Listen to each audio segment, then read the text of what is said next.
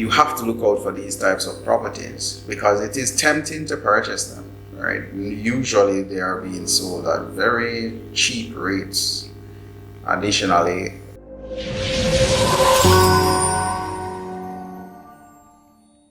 hi guys, welcome back to another episode of AJAWI TV, where we discuss architectural and construction related topics. I'm your host, I'm AJAWI. Today I want to talk to you about purchasing unregistered land. The reason why I want to speak to you about this is that in recent days, there are situations where the government is actually clamping down on captured land or people who have built on captured land. And in fact, there are situations where the government has made the decision to actually demolish some of these structures, right? And we have to actually look at it comprehensively if it is that we are going to, one, avoid such a situation as a returning resident, and two, prevent it from happening to other people in the future. So not only those that are buying now, but those that are planning to buy in the long future, right? So so the situation, as one resident put it, is that she has been living on, or he or she has been living on a property for over 15 years. And in fact, she paid $800,000 to build on said property, right? Or $800,000 for the property, though they don't have a title for it. So what is an unregistered property, you may ask? Unregistered properties are any property that doesn't have a title, right? So you don't have a title for it. It's not registered within the system as a property that has been assigned to somebody, right? So there's no title for that land as yet. And whoever has possession of it, by whatever means, does not or have not registered it to their name. This is something that, as a returning resident, you have to look out for. You have to look out for these types of properties because it is tempting to purchase them, right? Usually they are being sold at very cheap rates. Additionally, chances are they're in areas that are not necessarily desirable. So most of the times, lands that I see that are captured are in areas that are not so well thought through. So it's a community that is not necessarily desirable, right? Because people in those areas usually build without approval, right? Simply because they don't have title for it, so it becomes difficult to do a submittal to the parish council because there isn't necessary documents for it. Normally, as I said before, it is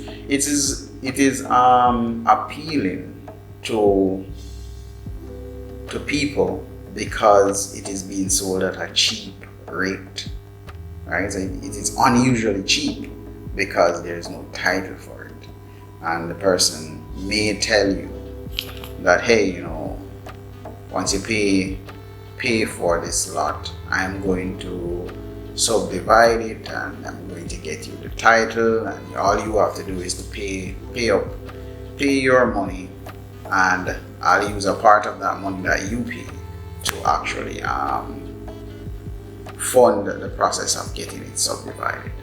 You want to look out for these types of situations because normally they don't necessarily end well, right? If it is that a developer or a person who wants to sell a piece of land is going to subdivide it, firstly, the subdivision takes a pretty decent amount of time to actually be granted, right? Additionally, sometimes what they do is they go slow, so you're really at their mercy, right? You purchased a piece of the property, it's not in your name, and this person that sold you the property is now in a go slow because they now have your money, right? So you have to look out for these lots whenever you're purchasing as a returning resident, because you stand a high chance of losing your investment. And the worst case scenario is that you actually go ahead and build on these properties, right? So if you don't have the title as yet, try to organize yourself and get it sorted out before you actually start building, right? So it helps you to be a little bit more secure, so you don't lose your money, right? In most instances, when the government comes and demolish these structures, they're not going to want to pay you for it. They're not going to give you any compensation, simply because you're on a piece of property that is not registered. There's no record of your ownership, and as such, there is no real obligation to you, being that you have invested on the property, right? So try not to do that. Try not to do that. And I don't know if you saw it. Well, you must have seen it. It's one set of property in St. Catherine, and there's another set of property in Bernard Lodge, Portmore. Those two instances are just a few that is very visible, so you can use those as example that you try not to do that. And in fact, a school principal has been implicated in the process. So most of the times, these guys that are selling you the property, you may want to get your lawyer. Well, you should get your lawyer involved, one, and two, you may want to do some background checks on these guys that are actually selling you the property. Do they own it? How did they come in possession of it?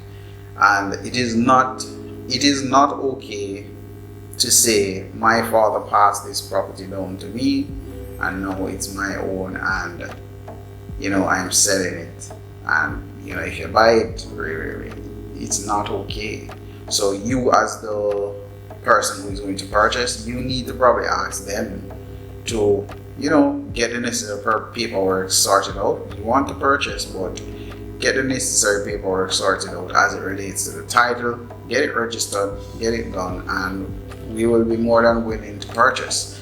But don't run into it simply because you're thinking that, hey, this is a good deal and I may lose out on this deal. Remember, if something is too good to be true, usually it is. Alright, so don't rush to go and purchase. Most of the times when these guys are looking to sell you these types of properties, it's normally done in a rush because they want you to let go of your money as quickly as possible, right? As quickly as possible. So they'll give you a price and they'll probably say, others are interested, and all you have to do is to pay up and raise. So you want to look out for these little red flags, all right? As a returning resident, look out for these little red flags. If it is that they're rushing you to purchase quickly, you may want to hold off a little. Additionally, in the situation, of course, where it is unregistered, there's no title or anything like that, you may want to hold off because you may lose out. You may lose out on the money that you're now spending on this property, right? So they may say you're losing out on the property, but really and truly, they are the ones that will lose out on getting your money from you. So they want you to let go of your money and put it in their hands as quickly as possible. So never purchase in a hurry, right?